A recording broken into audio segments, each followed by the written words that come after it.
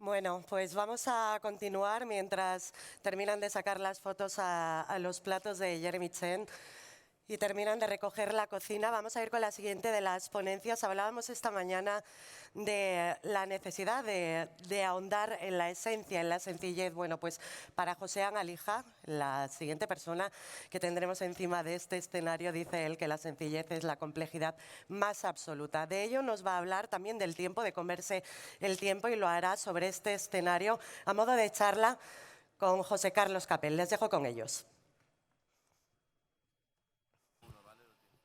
Bueno, continuamos. Si hay alguien, un cocinero, que desde hace años representa lo que entendemos como cocina esencial, es sin duda Josean Alija. Y no de ahora, sino de hace ya 10 más años todavía. Yo quiero que le demos un fuerte aplauso. Josean, ¿estás por aquí? ¿Estás por ahí? Hola, bienvenido. Hola, ¿qué tal? Hola. Buenos días a todos. Bueno, es un placer que estés aquí. También para mí. Porque es, digamos, como el explicar el porqué, la razón de ser de la cocina esencial. Si hay alguien que represente ese concepto, eres tú. Yo lo decía esta mañana, la cocina esencial no es la sencillez, es mucho más que la sencillez. Es reflexión y pensamiento, y tú piensas. Entonces, la primera pregunta que yo te haría es, ¿por qué dices tú que nos comemos el tiempo? ¿Comemos tiempo? ¿Comemos tiempo? Yo pienso que sí, ¿no? Yo creo que, a ver, al final sabemos lo que comemos, sabemos qué hay detrás de cada cucharada, sabemos que no solo es el tiempo de cocinar, que eso lo hemos visto todos cuando vemos a una madre, por ejemplo, que cocina para nosotros durante todo un día, llegamos y no lo comemos, es tiempo. No solo eso, voy mucho más allá. En la parte creativa es tiempo de pensamiento, pero hoy algo que a mí siempre me hace ver las cosas con otra mirada y otros ojos, que es cuánto tiempo hay detrás de cada producto hasta que está en el momento óptimo. Meses, días, años. Si me permitís, voy a poner un ejemplo como muy básico, ¿vale? Yo estoy convencido que hay un producto que a todos nos encanta y que cuando queremos comer algo especial y rápido y sano, decimos, no hay nada mejor que un huevo frito, algo que nos entusiasma. Dices, bueno, un huevo frito, si es algo muy sencillo, es algo esencial, ¿qué hay más esencial que esto? ¿Qué hay detrás de un huevo frito? Yo pienso, lo primero que se me ocurre es un olivo. Historia, milenarios, olivos milenarios, aceite. Voy más allá y pienso un acerista, una sartén, alguien que interviene, el fuego. Me pienso en el producto y pienso en campo, pienso en una gallina, pienso en el tiempo de producción del huevo y me quiero comer el huevo, pongo la sartén con el aceite al fuego, lo casco. ¿Cuánto se tarda en freír un huevo? ¿Cuánto se tarda en comer? Esto es lo más básico. Imaginaros que queremos comernos una cigala, que queremos comernos un abalón, que queremos comernos un percebe, que queremos comernos un guisante lágrima, que es así pequeñito, pero ¿cuánto tiempo hay detrás? Creo que si entendemos esto, valoraremos mucho más lo que son nuestros productos, los pagaremos más, pero voy a un punto que es más social, ¿no? ¿Qué dos cosas son importantes para nosotros en la vida? El tiempo y la salud. Este es el punto de partida de lo que hacemos, ¿no? en el restaurante. Invertir tiempo, personas para poder cocinar, para poder satisfacer y, sobre todo, yo una pregunta que me hago, digo, detrás de un menú de degustación de 14, 15 platos que te lo comes en 2 horas, ¿qué historia hay detrás? Porque nosotros al final cocinamos para contar historias a través de lo que es el producto. Me asustaste cuando me dijiste, detrás del plato que te acabas de comer, ya no recuerdo, de alubias, hay muchas horas, Sí. muchas horas, pero tantas que cada alubia que yo me llevaba a la boca me quedaba sobrecogido. Bueno, es una mentalidad como un poco asiática en este caso, pero es verdad, ¿no? Yo creo que esto se nos olvida. Hoy es tan accesible todo, ¿no? Pero a mí me estimula pensar eso porque al final me ayuda a transmitir valores a las personas que trabajan conmigo y que en el fondo los restaurantes no somos nada si no hay productores detrás que empeñan su tiempo, su conocimiento para de alguna manera acercarnos a nosotros lo que son productos. Otra cosa, cocinas... Ese es el plato que me decías. Este es el plato. Terrible la cantidad de horas que hay detrás de este sencillo, en apariencia, este sencillo plato. ¿Cocinas ideas o cocinas ingredientes? Porque los ingredientes se cocinan, pero las ideas... Pues es una buena pregunta. Una buena pregunta. Yo selecciono los productos, trabajo con ellos, los pruebo, dejo que me hablen a los sentidos, ¿no? Puede sonar muy poético, pero es a qué me huele, a qué me sabe, qué textura tiene, etcétera. Y a partir de ahí empiezo a pensar. Hay una línea de pensamiento, hay todo un proceso. Un proceso que muchas veces es como muy directo y que te da mucho gusto. Empiezas y dices, coño, lo he conseguido. Porque te cuenta algo que te convence, trabajas en desarrollar una técnica y lo construyes. Pero otras veces es todo un reto. Ese reto que es aprendizaje, es motivación. Esa parte es la que más me gusta, ¿no? Enfrentarte a cosas que son, como se suele decir, y estamos hablando aparentemente sencillas, para construir un diálogo con ellas. En tu cocina son importantísimos, tienes un hilo conductor, los fondos. ¿Es así o no? Sí, más que un hilo conductor, en muchos casos es un elemento principal. La base, el soporte. Es la base estética de que te permite hacer platos que visualmente tienen muy pocos elementos, pero también es la conexión con el sabor, con la memoria. Pero también ayuda a que después de comer muchos platos te sientas bien. Hay que preocuparse por la digestión en un menú de degustación y hay que terminar con la misma ilusión con la que se empieza y con el estómago totalmente bien. Y esto no lo permite lo que son los fondos. Los fondos es un trabajo que hacemos constantemente en el restaurante y cada día pues, se elaboran 25 o 30 fondos que ayudan a desarrollar todos los platos que hay. Es sabor, es memoria, es olor. Son muchas cosas que nos aportan... Te iba a preguntar por el lenguaje de los fondos, pero ya me estás contestando. Sí, sí. También es una manera, yo decía, jolín, hace muchos años, la cocina vasca tradicional son 4 salsas, y esto está claro, y lo hemos hablado muchas veces.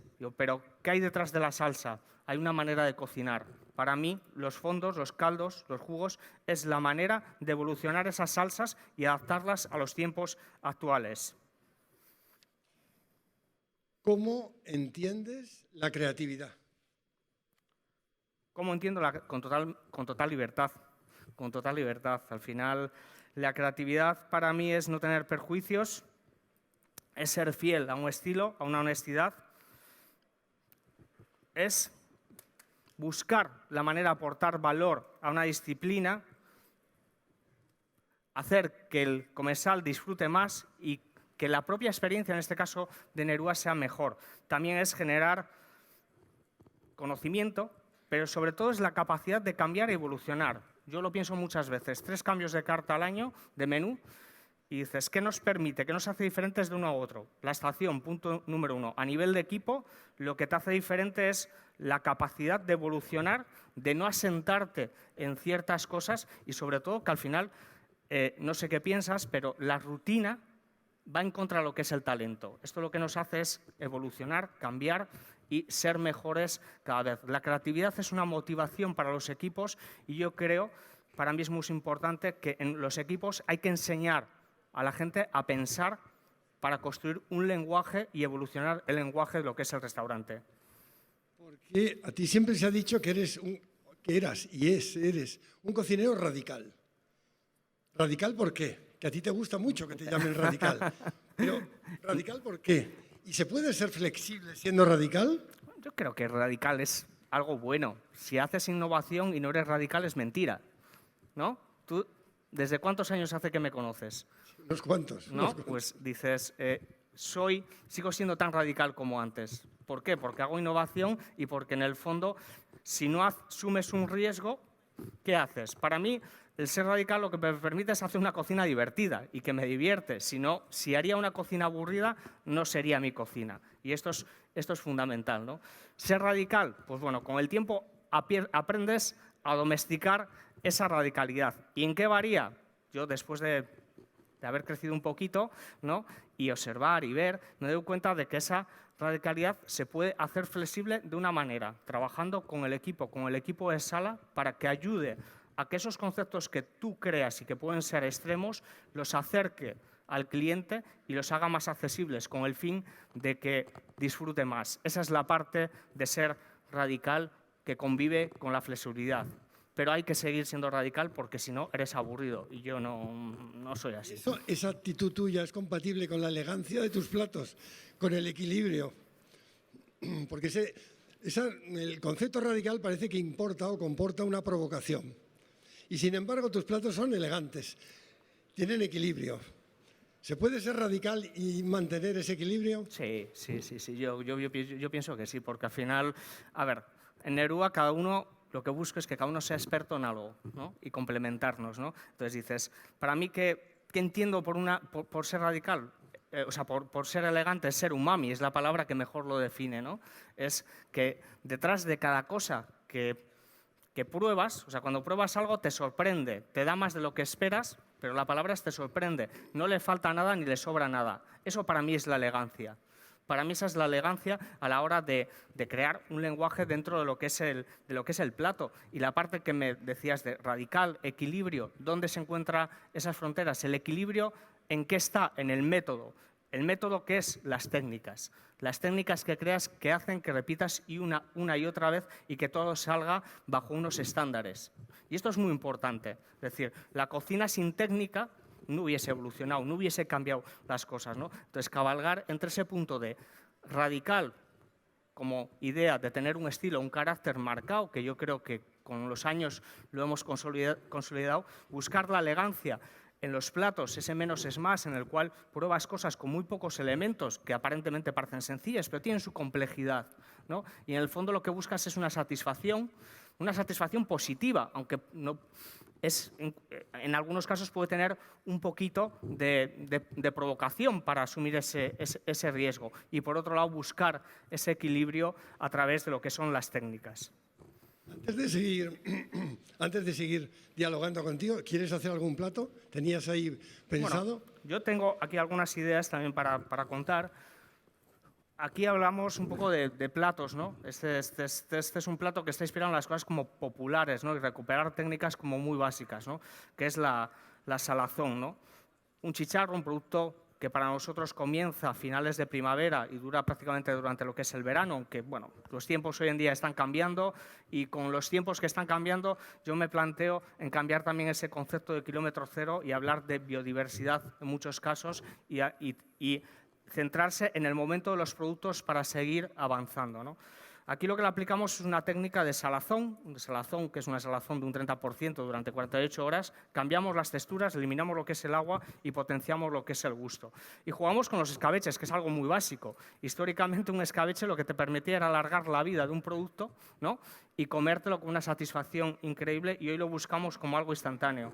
Aquí trabajamos con dos elementos, que es el chicharro y la aceituna. Aceituna negra por un lado, digamos una tapenade, y un escabeche de aceituna verde. Cuando comes esto, lo que buscamos es un discurso, y el discurso que es una gilda, algo popular llevado a lo que es la alta cocina o la cocina que hacemos actualmente. Y, bueno, vamos a cocinar algo. ¿Tú te atreves? Hacemos aquí un 4 manos, que es lo que esperan, venga, ¿eh? Venga. Bueno, os presento aquí a don Rulo. ¿Qué tenemos por acá? ¿Está todo listo? ¿Por dónde empezamos?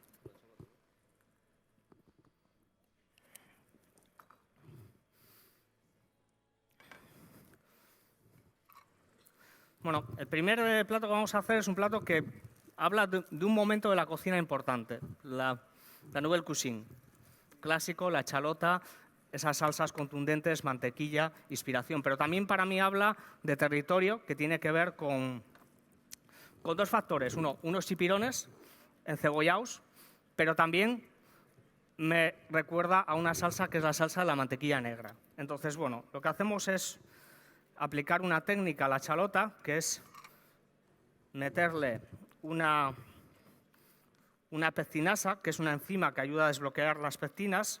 Se deja durante 6 horas y conseguimos que se ablande lo que es la chalota. Y es un bocado totalmente tierno, meloso, con ese gusto a ajo y puerro que caracteriza lo que es la chalota. Y posteriormente lo cocinamos en una salsa clásica de mantequilla negra, que es manteca negra, con un poquito de vinagre, con un jugo de ave y dejamos ahí que se vaya glaseando, pum, pum, pum.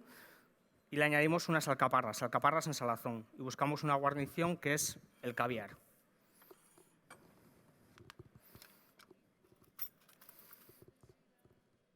Este plato has probado, ¿no? Pues creo que sí. Este verano, cuando A estuvimos... juzgar por la época en la que has estado, diría que sí. Creo que sí. En época de chipirones, que fue en pleno verano. Que este año, la verdad, ha estado un poco discutida.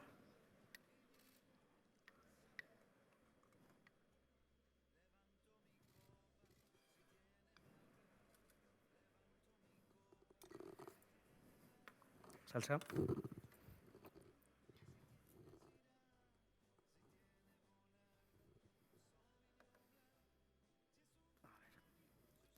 Estas son unas alcaparras en salazón. Y aquí estamos hablando de muchos contrastes: mantequilla, dulce, ácido, salado, terroso, por lo que es el propio caviar.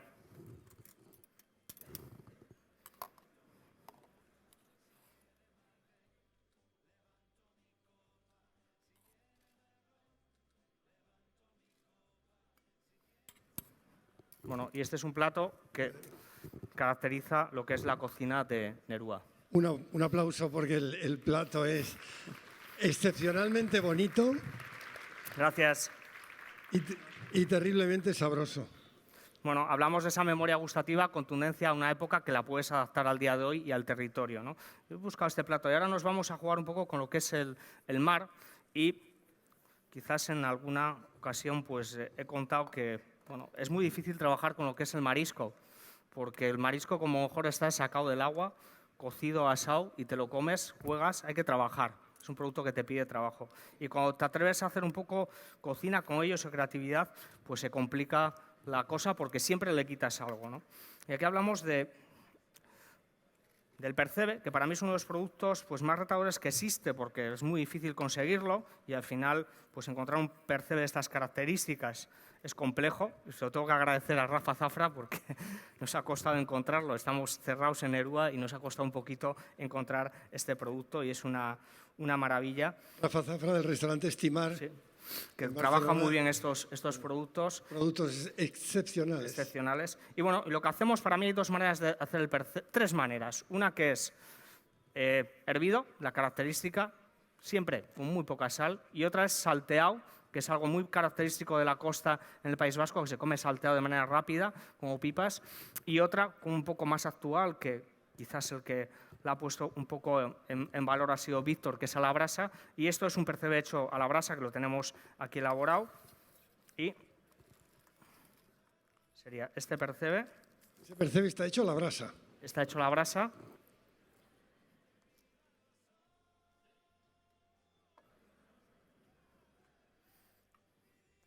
Por otro lado, usamos un jugo, que es un jugo de maíz chaquinarto. Es un producto que, bueno, en la situación climática en la que estamos, hay veces que tenemos y hay veces que no tenemos. Este es el maíz que mejor se ha adaptado al País Vasco, concretamente a Vizcaya, porque tiene mucha capacidad de absorber el agua. Entonces, este se recolecta a finales de septiembre, octubre, una cosa así, y se tuestan, se deja secar en un horno y luego se muele. Es un maíz con aromas muy especiales, que tiene vainilla, mantequilla y avellana. Bueno, aquí tenemos, que es el jugo que lo acompaña, y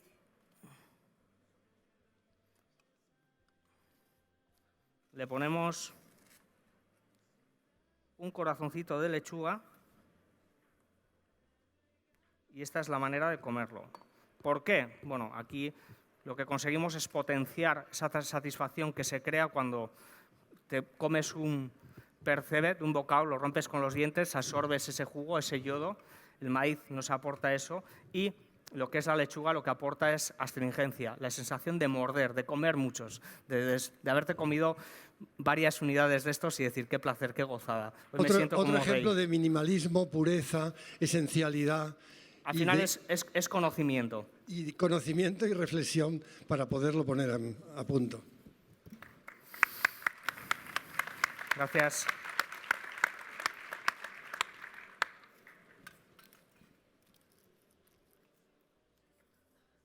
¿Qué vas a hacer ahora? Bueno, pues jugar con hablar. Oh, se me ha desmenuzado. Vamos a hablar de profundidades. Hablamos de alturas en la montaña, pero hablamos de profundidades. Cómo se comportan los productos según en qué zonas del mar, ¿no? Aquí tenemos una quisquilla y aquí tenemos un erizo. No se nos olvide que aquí hay una pregunta que yo te quiero hacer por encima de todas.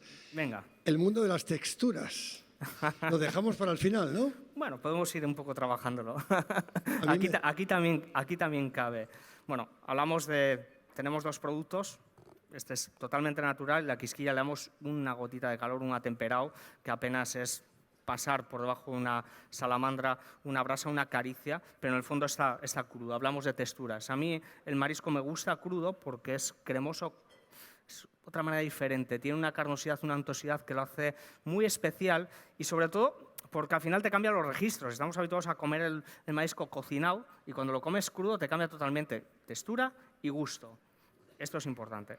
Lo que os contaba un poco es que este es un plato que al final para mí es umami y habla pues, de las profundidades, de cómo se comporta el mar según la profundidad que tenga y dentro de lo que es el Cantábrico tenemos determinadas zonas donde ocurre esto. Esto es una zona en la que se cogen erizos que son espectaculares y curiosamente hemos descubierto que en esa zona, que se coja a bastante profundidad, hay pepino de mar y espardeña. Entonces, bueno, yo pensaba que en nuestra costa no había, ahora hay. Y es un poco, de ahí vienen como varios platos. Has citado un tema caliente, porque yo acabo de escribir de él. El pepino de mar, igual que el abalón, igual que la aleta de tiburón. Cómo los orientales se fascinan absolutamente con productos que a los occidentales nos resultan insípidos, completamente insípidos. No creo que sean insípidos, yo creo que son unos sabores mucho más, son puntos de yodo muy diferentes y es lo que encuentras aquí. Aquí encuentras como dulzor, profundidad. El erizo por descontado y la gamba, esto tiene sabor, pero es que un pepino de mar, el caparazón no sabe a nada, es pura gelatina. Es una textura, pero el interior es casi un berberecho.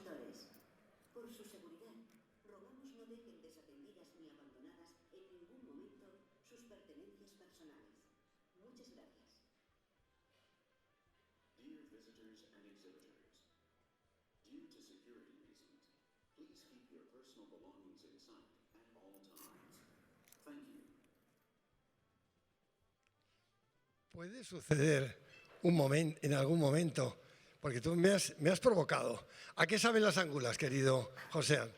Pues mira, reconóceme, no saben a nada. Es una textura, pero Pero saben a tierra. Tiene un gusto terroso.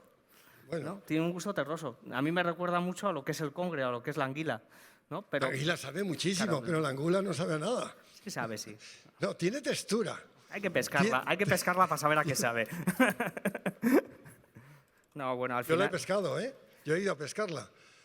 Y conozco perfectamente en el País Vasco y en la desembocadura del Ebro. Y aquí lo que muestro es otro plato que, unido a este hilo conductor, que es el caldo de maíz chaquinarto, es la quisquilla, el erizo, y esto es puro umami, esto es dulzura, esto es delicadeza. Para mí esto es casi Japón en composición y sobre todo esa textura que lo hace espectacular con esa afinidad de gustos que para mí es muy elegante. Este es un plato muy reciente, pero que me gusta mucho porque habla de las profundidades y la alimentación de los productos, cómo se comportan. Una preciosidad. Bueno. Gracias. Terminamos con dos platos porque yo creo que una de las cosas bonitas de la cocina es que al final es cocinar para pensar, pero cocinar para dialogar, para hablar. Las cosas más maravillosas que ocurren en un restaurante es lo que ocurre en la mesa, en la sobremesa, lo que está pasando, ¿no? Después de ese ejercicio de analizar y disfrutar, ¿no? Bueno, hablábamos del... Te han escuchado los angelitos y mira lo que han puesto. Bueno, este es... Usted perdone. Bueno, espardeña en salsa negra. Sí. Aquí tenemos una espardeña, que es una espardeña de la zona del País Vasco, que es muy grande, es un tamaño bastante grande. No tiene el gusto de la del Mediterráneo, porque es una espardeña digamos, mucho más yodada, con un gusto parecido a lo que puede ser un berberecho y con una textura más delicada. Una textura delicada en el sentido también por la manera de hacer, que hay que entender cómo se pueden cocinar estos productos. Nosotros lo que hacemos es confitar la espardeña en un aceite a 62 grados, apenas 2 minutos, se saca y se pasa por una brasa con fuego bastante fuerte, pero segundos, que se impregne de los aromas. Y luego lo aderezamos un poco con la magia de esto de lo que es la salsa negra, el oro negro, que al final ahí te encuentras con dos contrastes. Yodo más salino y yodo más dulce, que es lo divertido. Es un producto puramente esencial que, en fondo, al final hay cosas que en sí mismas no necesitan nada más. Y ese es el concepto de elegancia y de esencia, y buscar los aderezos adecuados. Quien haya probado esto en Neruap entiende que es un producto de los que a mí más me ha emocionado en los últimos meses, que hemos descubierto y que es algo excepcional. Y hablamos de texturas. Es que la espardeña es pura textura. Es pura textura con mucho gusto, pero en este caso una textura muy delicada, muy delicada. Una pena no esto. Y las cocochas más textura. La cococha es textura, sobre todo textura. Y algo de sabor. Y algo de sabor. En este caso es textura y sabor porque combina. Bueno, aquí tenemos la cococha. Para mí la cococha tiene dos partes. Una que hablamos de textura y otra que hablamos de sabor. El sabor está en el muñón, en la parte de acá, la que mucha gente quita, y que en el fondo también es un indicativo de calidad. Cuando tú tienes cococha buena, la cococha buena viene con muñón porque se quita en el barco y se quita de una manera diferente. Entonces, bueno, es una cococha que es de capturas inmediatas porque la cococha envejece muy rápidamente y cambia la textura. Entonces, eso es la ventaja, la proximidad, la cultura que hay del marinero y la cercanía para poder, de alguna manera, conseguir, ¿no? Aquí el sabor está en la memoria, para mí la memoria gustativa, y el hacer una salsa verde antigua. Las salsas verdes antiguas eran salsas verdes más ácidas, pues estaba chacolí y sabían a hierba muy fuerte. ¿Por qué? Porque al final el chacolí era un poco astringente y era lo que marcaba el carácter, eso, el perejil. Nosotros usamos un fondo de merluza y sustituimos el chacolí por un poquito de licuado de piparra. Perejil, estragón, y esto lo que recrea con unas coles que confitamos en un jugo de alolva y luego las pasamos por la brasa, lo que recreamos es ese gusto de las salsas antiguas, de la salsa verde, porque para mí no hay que perder esas raíces, esas características que tenemos de nuestra cocina. ¿Y? ¿Qué más? ¿Qué me querías preguntar? Nada, la última pregunta, que si en algún momento la textura para ti puede ser más importante que el sabor. Aquí hay un análisis. Para mí la textura es muy importante y el sabor es muy importante. Si pienso en sabor, pienso en tradición. Si pienso en textura, pienso en evolución. Pienso en la diferencia en la cocina tradicional y la cocina actual o la alta cocina, como queramos llamarle, ¿no? Es decir, lo que se ha hecho es, de un paso a otra, es buscar el sabor, pero de alguna manera poner en valor lo que son las texturas.